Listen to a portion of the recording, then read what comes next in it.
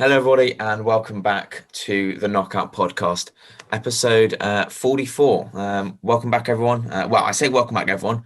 As we were discussing before we came on, welcome back to everyone other than Stephen A. Smith, who is I'm sure he's listening in closely, but whose views no one endorses. But yeah, I'm not supported by the Knockout Podcast. no, this is true. Although I would happily see him step in the ring against a woman, but That would be that's by funny. the by. Let's put him in against Cyborg. Oh, do you remember? I can't remember when it was, but like he said something stupid, maybe about Donald Cerrone, like last year, and then those training videos of his came out where Yeah. he was doing like the really stiff uppercut. So no, that would actually be like hilarious. Him versus Amanda Nunes. I think one of the fighters. I'm not sure who it was. I think it might be a female fighter from One put out like a side by side comparison of like her throwing like a really fast combo and him just doing those like laborious uppercuts. Just like So yeah, Who would win? For those who don't know, Stephen A. Smith said that he doesn't want to see women fighting, which is, who really cares? Because as Jack so eloquently put before we came on air, I don't want to see him talking about UFC. So we get the best of both worlds. You just stay over there, we'll just stay over here. But yeah, we're back for another week. We've not got anything to talk about in terms of fights gone by. Obviously, we had this week off. For seemingly the first time in. Well, I suppose we had our winter. Well, we had the big break. The first sort of weekend break they've taken in a while, sort of after the Christmas. But yeah, we're back with Overeem, Volkov, and sort of events moving on past that. And yeah, we're just gonna probably a shorter episode. We're just going to talk about, well, probably the main card. Although there's Yusuf Zalal on the prelims, Molly McCann, Justin James, a few guys who, sometimes spawn some good fights. So there's a few people to look out for. Oh no, no. Yusuf Zalal, like every time I see his name, I'm like, oh, it's Yusuf Zalal. What's he done? And every time I like, after kind of watching him fight and remembering him, I completely forget about him until I hear his name again. He lost to Ilia Topuria. But he wasn't the one that Ilia Topuria finished. No, I think Ilia Topuria then finished someone else. I remember because I bet on Zalal to beat Topuria. He was one of my famous Aka ruiners. No, Ilia Topuria then smashed Damon Jackson. I've just looked it up. Yeah. But yeah, Zalal's back against Sung Woo Choi, I want to say, but yeah, we'll move Let's go with that. Sung Woo Choi. Yeah. I mean, to be fair, that's an easy one to pronounce, I'd say. Fairly standard. Yeah. Well, should we start with the first fight on the main card? Unless there's anything that you really want to talk about in the prelims? No, not really. Well, this I think this is my fight of the night sort of prediction. I hope at least. This is the one that if you certainly don't know both of them going in, then pay attention. Carlos Diego Ferreira versus Beneil Dariush. I think Diego Ferreira, who might have got our Submission of the Year award, or was I think he did. Yeah. Well, our Submission of the Year award on the episode that never went out. I forgot about that. That's very. That was actually a really good episode. Banging episode. Yeah. He got our Submission of the Year award for probably the first really highlight Submission of the Year all the way back in January at was it at the McGregor? Yeah, the McGregor. I think it was. Yeah. Defeating Anthony Pettis with a rear naked choke. Not so much the choke itself. Yeah, but the fact it was the build up, the nice kind of clever, just strong pressure jiu-jitsu that we really appreciated against the guy like Anthony Pettis, who is certainly a difficult man to take the back of. He comes up against Beneil Dariush, who long back Benny, who fought twice in 2020, that absolute slobber knocker against Jack R. Close, which probably was, I think, might have been one of the last events before fans were removed, and then Yeah, that was 248. So, oh God, Adesanya Romero. That's some Well, flashbacks. that's Um, something I've purged from my memory. yeah. But then with the really impressive spinning back fist KO against Scott Holtzman. Yeah, I forgot about that. He comes in on a 5-fight winning streak. Diego Ferreira on a 6-fight winning streak. Both got sort of strengths on the ground, sort of Dariush more wrestling, Diego Ferreira obviously more sort of BJJ submission. I think this as I said before, this has got all the elements to be a cracking fight. Yeah, I think it's one of those like Dariush throughout his whole career, like, and he is certainly in the tail end now. Has really been hampered throughout his entire career by his kind of like lack of athleticism. It's really he is kind of just a bit below everyone else when it comes to his overall kind of like athleticism. And it's weird, he's like still only 31, but he just seems older because he's been around for quite a while. And in fight years, he's been finished quite a few times. Got brutally knocked out by Edson Barbosa in a fight that he was doing very well in. And then Hernandez knocked him out as well. So, yeah, I think it's going to be a very fun fight, but I certainly lean towards Ferreira. I can never say his name. Ferreira. CDF. CDF.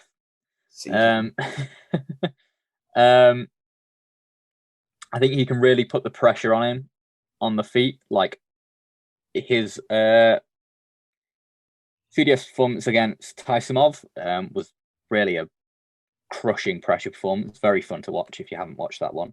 Oh, and I've just noticed, I did not know this at all. Shows I haven't done my research for this episode, is that this is a rematch. Yeah, I was just about to say that exact same thing. I had no clue. But also, I've not heard that mentioned at all. Yeah. No. That was Ferreira's third fight in the UFC. And I think it might have been Ferreira's fourth. Yeah. Sorry, Dariush's fourth. Dariush got a unanimous decision victory all the way back in 2014 on the Aldo Mendez 2 card, which is crazy. I've literally not had anyone mention that. No, go back and watch that fight. Well, although I'd imagine, you'd hope they'd have both, developed quite a bit in those 7 years. I mean, you mentioned left with egg on our faces. Yeah, but, you mentioned the age. I know Ferreira's been sort of he had a few years off, sort of between 2016 and 2018. But Ferreira comes in at 36 years old. I know yeah. his style is perhaps not one that obviously relies on athleticism as do all styles, but if he gets him down, you don't need as much athleticism to exert his strengths. No, yeah, it's an interesting one in the sense that Ferreira is 5 years older, but is kind of younger in fight years. So, for example, I would never expect Dariush to make a run at the title now, whereas I don't think Ferreira would get the title, but he could certainly have a title run. Just because he feels like first of all, he's kind of newly invigorated in the past couple of years. For example, the first fight, the Ferreira that fought Dariush, the Ferreira that got knocked out by Dustin Poirier. He's a completely different fighter. Not completely different, but there's still similar things. But he's a lot better than he was. So he's kind of newly invigorated and hasn't had doesn't have the damage miles on him that Dariush does. So although Ferreira is 5 years older, he's kind of younger in fight years, and is generally he's not a crazy good athlete as well. So he's not going to have a massive athleticism advantage like a lot of people do against Dariush. But I just think he'll be able to consistently push him backwards and then mix in his takedowns very well and either get a decision or a submission. Yeah, if I remember correctly from the Pettis fight, I haven't watched it back, but something I do remember was that pressure. I know Pettis is perhaps a guy that It's very susceptible to it. Yeah, is very susceptible to being sort of pushed back. But that was noticeable, and you would imagine keeping sort of his back away from the cage, and getting rid of sort of Benil's takedown threat. If Benil goes there, I'd be surprised maybe, unless it's going to be a sort of more grindy on the cage wrestling rather than looking for the takedowns as much. Yeah. But I would imagine Dariush will look for something impressive coming in, looking to sort of catch Ferreira as he comes in and tries to get this fight to the ground. But we'll see. I think I would probably agree with you in favour of Ferreira, but also Dariush is the kind of guy that you never really know what's going to happen in one of his fights.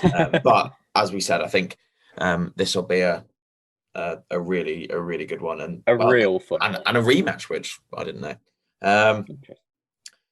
Cody Stamann versus. I thought this was a typo at first, and Askar Askarov was. I thought Askar Askarov was jumping up sort of 2 weights at last minute.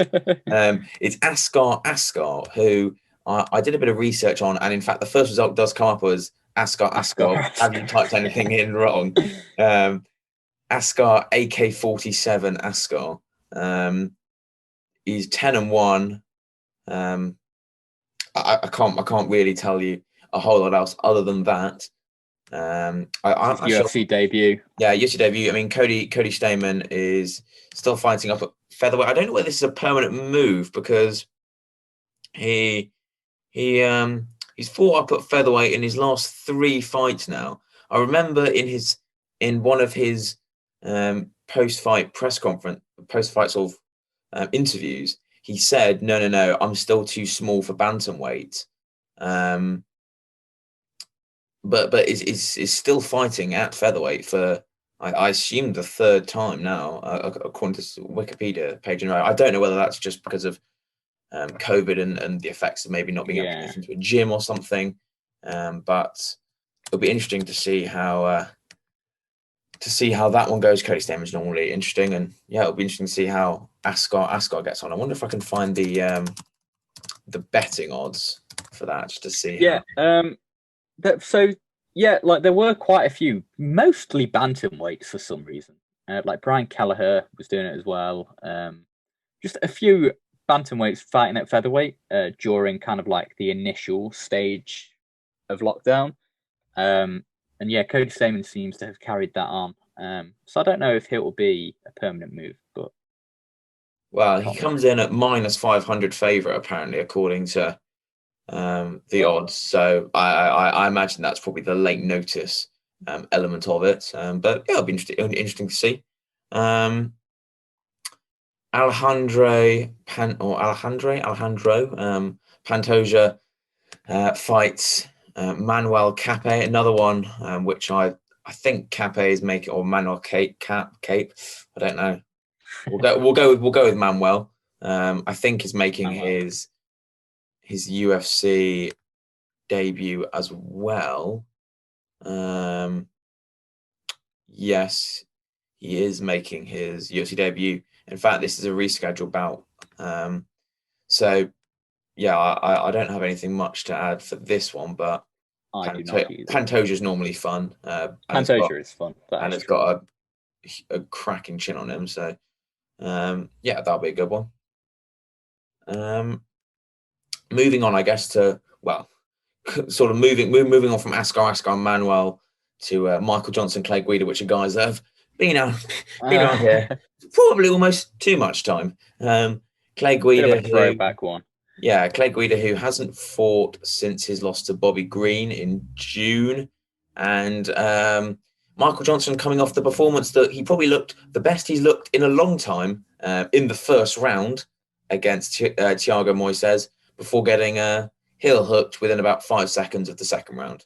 Well, that is kind of the Michael Johnson MO. So my prediction would be much of the same, to be honest. It's gonna be Michael Johnson battering Clay Guida for the first 5 minutes and then getting taken down repeatedly. And to be fair, he normally does just implode Michael Johnson once it starts to go a bit bad. but Clay Guida's not really a finishing threat, so maybe he doesn't implode in that way, and he just kind of like gets taken down, held down for a little bit, and then gets back up and continues winning. Because on the feet, this is a bit of a wash, to be honest. Yeah. Johnson, I mean, if he's anywhere near who he was, should really have his way with Clay Guida on the feet. So yeah, I'm actually going to say Michael Johnson doesn't implode in this one, but that's because I don't rate Clay Guida very much, and I don't think he can make Michael Johnson implode. Because he does need a little push, like not much of a push to implode, but just a tiny one. And I just don't think Clay Guida can do that. Yeah, these two fighters have had out of their 8 combined last fights, the only victories they have is Michael Johnson versus Artem Lobov and God. Clay Guida versus BJ Penn. So that's awful. That's creme de la creme that the UFC, like, you know, we always bang on about how good 155 pound the 155 pound division is. This is they're not at featherweight. Interesting. I assumed this would be a featherweight fight. No, so yeah, that'll be interesting to see how that one goes. But yeah, one for the one for the older fans. Oh yeah, Michael Johnson went back to lightweight a while ago. I don't know how I missed that. Forgot about that. Cool. Co-main, Sandhagen, Frankie Edgar. Sandhagen coming off a really impressive Marlon Moraes. Was it first round? Second round TKO. Which now maybe doesn't look as good after. Well, yeah, although an interesting one. The Rob fight was a different fight. I certainly think if Sandhagen had come into this Edgar fight without the Rob Font fight, his sort of obliteration of Marlon Moraes looks probably even more impressive. But maybe that just goes to say more sort of Rob Font's gone under the radar, and perhaps Marlon Moraes is maybe not as good as we all thought, or at least is sort of fading a bit. No, yeah. What I was going to say is that like that fight really wasn't very long ago. It was in October. Yeah, it's still aged very badly, which is interesting for a fight that's so recent. You don't very often see that. But yeah, Sandhagen, really, I mean, there's not much to say because you saw him against Moraes and he did look good, but again, that is with the caveat of Moraes has seemed to kind of fallen apart recently. But it was kind of classic Sandhagen. He really like feinted and mixed in combos at various different levels, and kind of really controlled Moraes and wasn't in too much trouble, which is obviously encouraging, but again, against the fading Moraes. And like the Sterling loss is an interesting one because you really didn't see much of. It went on for like a minute and a half, but most of that was like fighting off the submission. So it was literally a few seconds that Sterling got into the fence in that one, which Edgar can do. I don't think he's the same submission threat that Sterling is. I wonder whether the just the sheer sort of physics of it and the size of Sandhagen makes I think he can get him to the ground, and I think that probably represents probably his best path to victory given Sandhagen's size. But I wonder whether if he gets him to the ground, bar sort of, well, I say bar Sandhagen getting sort of too aggressive on the ground, which does sound like something that Sandhagen could do. Yeah. I think it might just be a sort of keeping him on the ground and just sort of staying busy and winning the round rather than looking for anything like a submission that could allow Sandhagen to get back up or to sort of apply his own submission. Yeah, but Frankie Edgar did look good against Munoz in his bantamweight debut. He looked very fast, like certainly fast enough for the division. No worries there, and he looked for the first time in a long time powerful.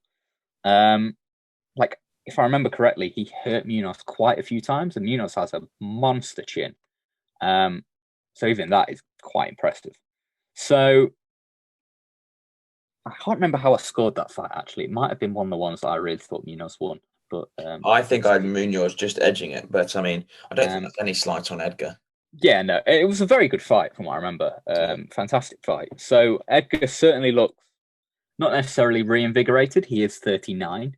So he's very old for fight years. So it will be interesting to see how Edgar looks again at bantamweight. And Sandhagen is also very interesting. He's always fun to watch. He is one of my favorites at bantamweight. So yeah, it'll be interesting to see if Sandhagen can kind of stop the wrestling threat and get his own game kind of going, and how quickly he can do that will be kind of more of the questions. And if he can do that, I can see Sandhagen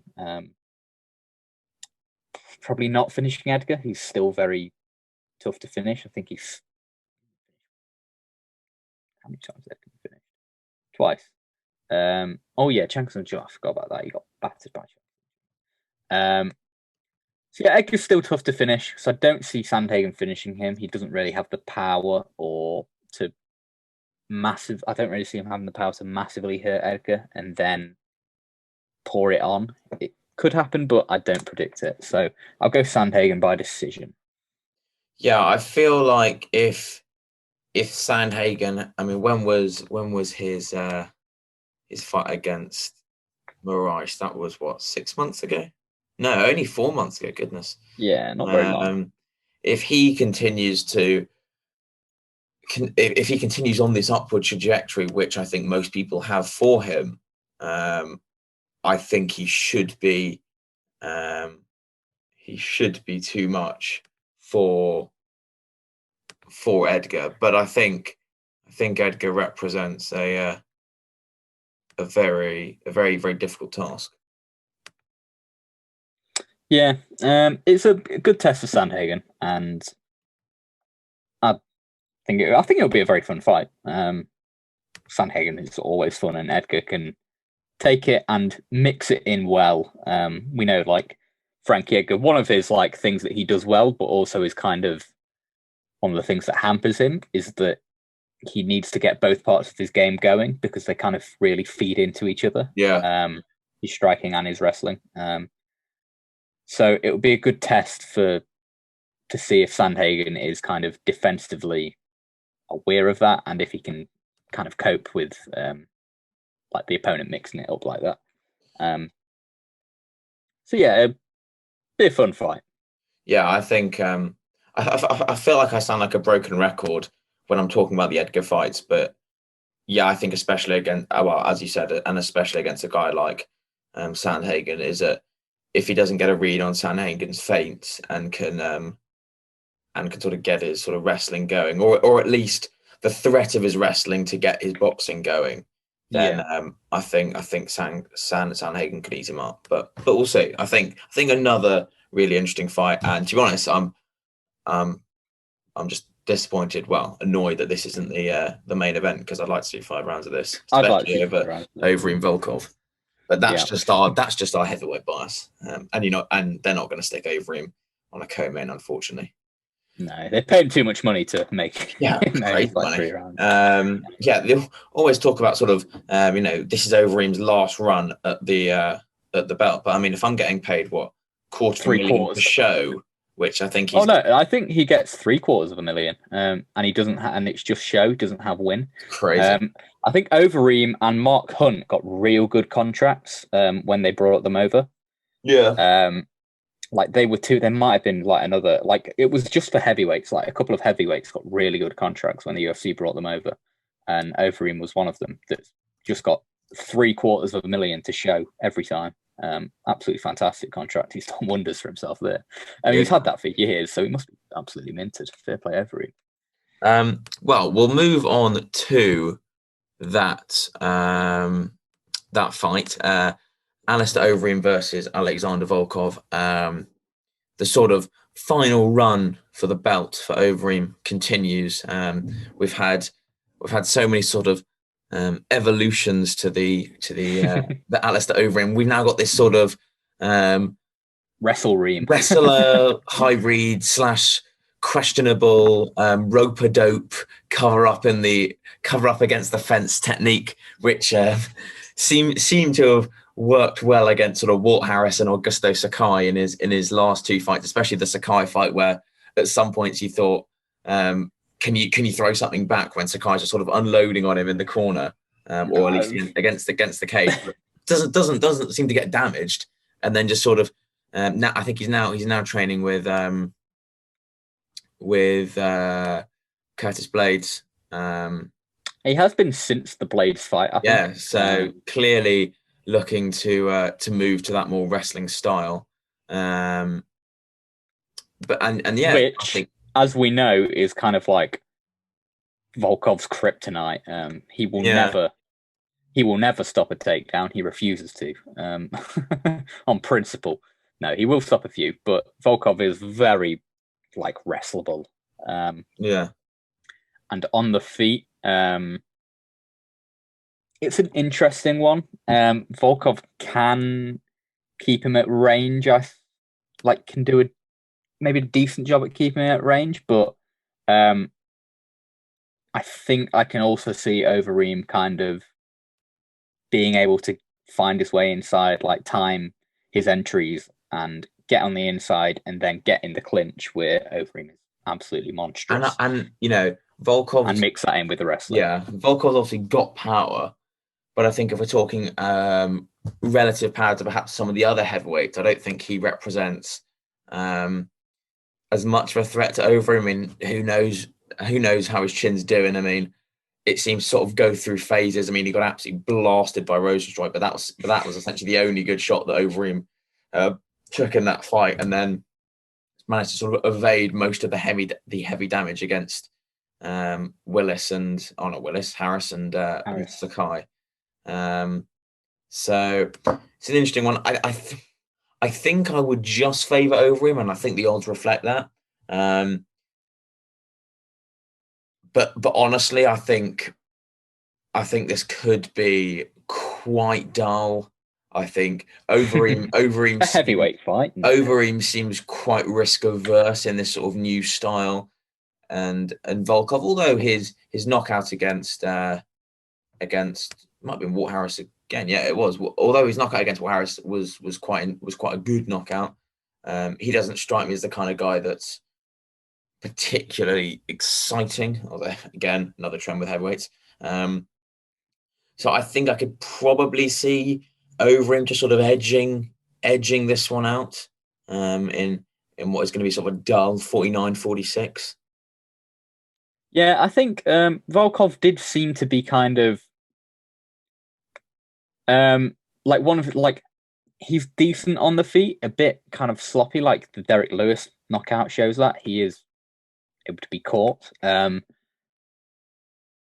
And he hasn't really necessarily solved that from what I can remember, but he did seem in the Walt Harris fight to be kind of just like sitting down on his punches more, like really has kind of upped the power in his punches. Like he hurt Harris a number of times, whereas before, like he couldn't hurt Greg Hardy at all, from what I remember. Blades, I think he did like head kick him or knee him at one point, and that did get him hurt, but other than that, couldn't really hurt Blades. So yeah, he's really kind of got a bit more behind his punches now. So it'd be an interesting one. But yeah, I think I agree. I can see kind of like Overeem not taking many risks, closing him down into the clinch, landing some elbows and some knees maybe, and then kind of chaining that into takedowns. And unlike Curtis Blades, Overeem can do that for 5 rounds pretty solidly. So I don't see the openings late like Volkov had against Blades. So yeah, I go with Overeem kind of just in a fairly dull fight. Yeah, well, I mean, if that doesn't get you excited, then I don't know what will. We've really hyped it up now. But as we said, in Carlos Diego Ferreira, Benil Dariush, and Sandhagen Edgar, I think you've already got some good fights on there, and who knows, this Overeem Volkov one could be could be a cracker. I'm not sure anyone would have said that. Was it Justin Taffa versus Carlos Felipe would have been a cracking heavyweight fight a couple of weeks ago, but Yeah, you it's know, true. it was. So you never know. Although I would certainly not put my house or my sort of normal £1 bet on it. But yeah, I mean, unless you've got anything else you want to mention, Jack. No, I think that's it from me. No, I mean a shorter episode, given we've got nothing to sort of no fights to talk about that happened on the weekend. Yeah, we'll be back next Thursday to talk. Well, all the fallout from that event, and to look forward to UFC 258 coming up next weekend, which has got Kamaru Usman, Gilbert Burns. Well, to be honest, not really a whole lot else. Although Pedro Munoz, Jimmy Rivera, that could be fun. Yeah. There's some stuff, but mainly Usman, Burns for the welterweight strap. So yeah, we'll be back next week to preview that. But yeah, thanks everyone for listening. This slightly shorter episode. Thank you. Stay safe, everyone, and yeah, we'll see you soon. See ya.